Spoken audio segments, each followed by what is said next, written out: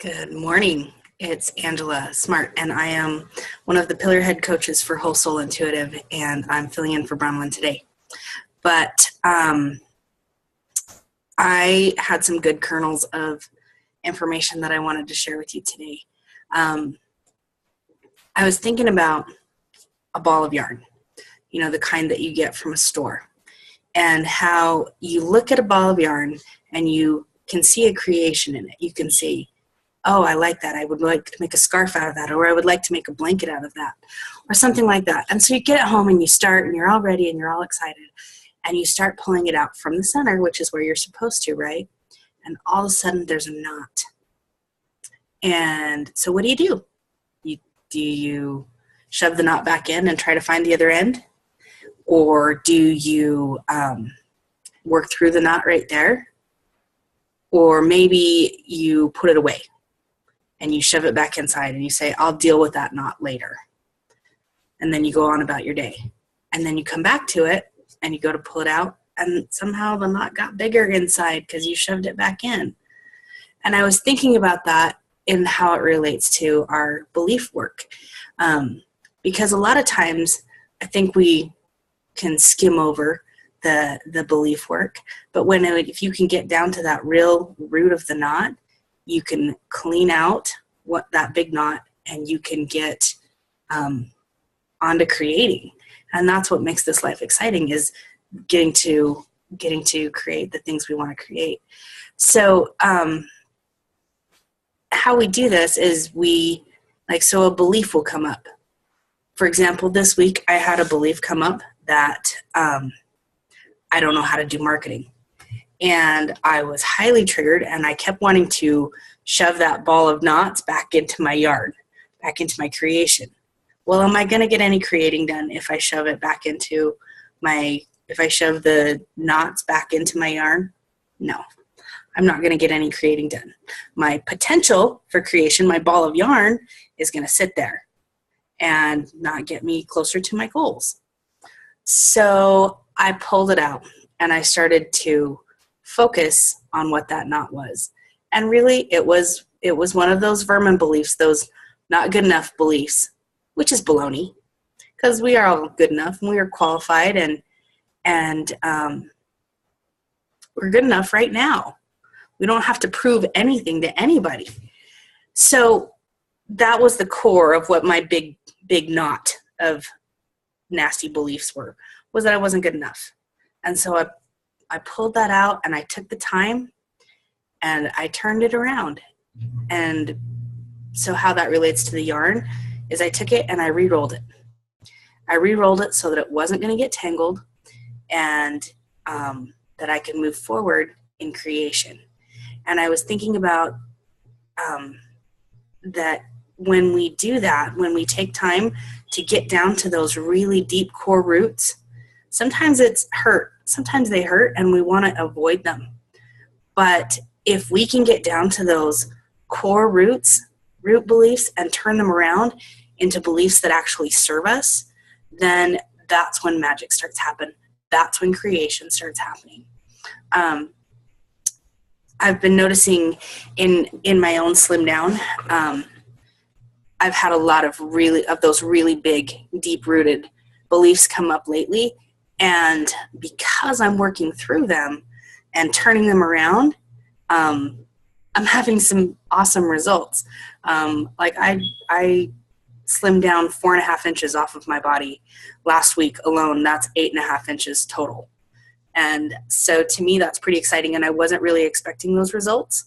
But I'm trying to do my habits daily. And sometimes it seems like the habits are so small and so insignificant that we kind of brush them aside. And we think, oh, we're not really going to do those habits. I'm not going to do it today. I don't want to do it today. But it's the consistency of those habits, like taking that ball of yarn and rolling it into a nicer ball of yarn that's not tangled. The consistency of that gives us a beautiful thing to create from, and a beautiful thing to get the things that we want. Like you can make that beautiful blanket or that beautiful scarf, whatever it is. And so those were the thoughts that I wanted to share with you today, is that when you do belief work, don't stop at the surface belief. If you find a negative belief and you turn it around and it changes how you feel, awesome. But if you find a negative belief and you turn it around but you still don't feel a difference inside of you, then there's more to dig out. There's a bigger tangle of beliefs that you've got to let go of. So that's my invitation to you today, is to dig out those big tangles. Don't be afraid of them, because when we get past those big tangles, that's when you can move forward, and that's when your creations start to manifest, and it's really exciting. That's all I had to share today. So we'll wait a little longer and see if anybody else comes on. But I'm going to pause recording until somebody else comes on. So if nobody else comes back on, have a great day. Okay, I'm back, and I thought of another little nugget of thought that I wanted to share with you, and it is about intuition. Sometimes I think we think intuition is a hard thing, and I think that we get distracted by a lot of the voices that we hear, a lot of the messages that we are told, either in the media or through our families or through anybody that wants to give us advice or thinks that they know what we need. And I think a lot of times we tend to doubt ourselves, and we say we don't know. But here's the thing. Our soul, our spirit, is very intelligent, very, very smart. And it knows way more than our brain does. It knows way more than what we have experienced thus far in this life. And so learning to tune into intuition is one of the biggest things that helps with when you're wanting to slim down. And the reason for that is because if we can learn to be in tune with our spirit and let our spirit guide what our body is doing, we can trust that it's going to guide us on the steps that bring us to our best results. And I think a lot of times we think just because we want something or we feel something, that's our intuition. I want to share a little tool with you that I've learned that I call physical discernment. And this helps you to know what it helps you to ask questions of your intuition and get a physical response from it. So just take a minute and take a breath. Okay, now I want you to put one hand on your heart, and I want you to put one hand on your navel. And take a big, deep breath in and out. And now I want you to focus on that space between your hand and your heart. Focus all your attention. Imagine you can see the things that you're worried about, the things in your week that you're processing. Imagine you could look and see what's going on in that small space of your body between your hands, between your navel and your heart. And as you get comfortable and familiar with that space that's right there, I want you to think about a negative belief that you might have, or even a yucky thought. Whatever that is for you, and I want you to imagine putting that thought between the space in your two hands. Another thing that you could practice with is even the word fear. When you say those words and you think that negative belief, that vermin belief, it doesn't feel good in there.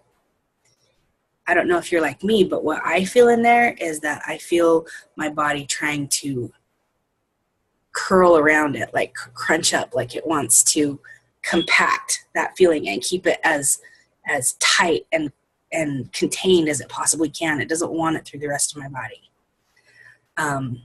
But it's different for every person. And what you feel and how you feel experience fear and negativity is different from how I feel it. So I just want you to tune in for a minute with that negative belief that comes to you and see how that feels. Okay, you ready to be done with that one? I am too. Okay, so you're going to take your hands and just contract the energy of that space and take it in a ball, throw it away. And when I'm doing that, I like to aim what I'm throwing at to the light. So it can go back to the light and it's not getting all yucky on everybody else, okay? All right, now take a deep cleansing breath.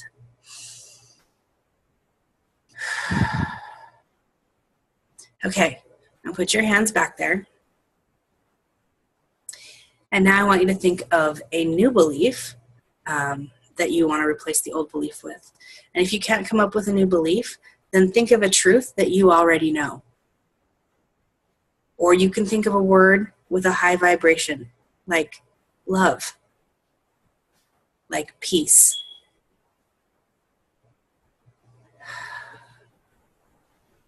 And when you pay attention to those words and the new belief or the truth that you know, like for me, it feels like a sigh. It feels like my body goes, oh, that feels better. So pay attention to what that feels like for you. I'm going to give you one of the new beliefs that I'm adopting this week. And see if it resonates with you and see how these words feel. And it might be something different for you, and that's okay too. But I just want to give you the experience of what it feels like. So take a deep breath.